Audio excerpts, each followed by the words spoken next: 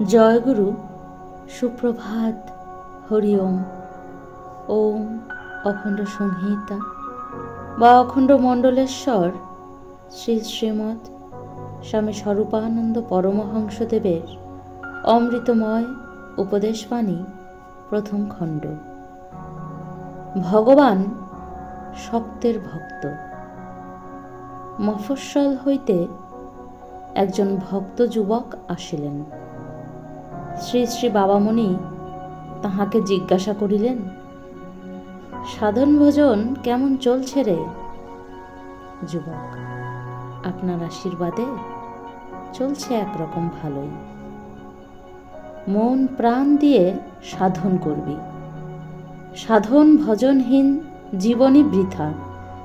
যদি বেঁচেই থাকবি তবে ভগবানের রাজ্যের সবগুলি শ্রেষ্ঠ জিনিস আগে অর্জন করে নে।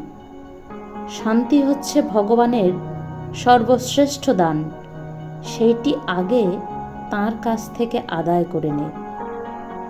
অমনি তো আর দিতে যাচ্ছেন না তিনি।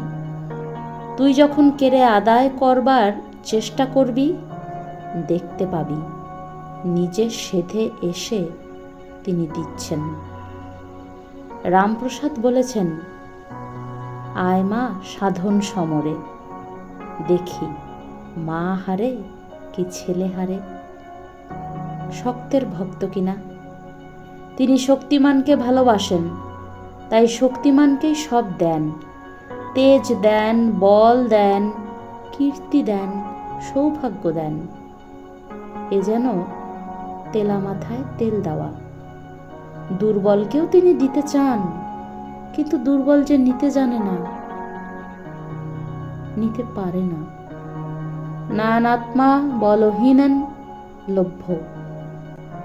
শক্তিমান হ, বীর্যশালী হ। হরি ওম।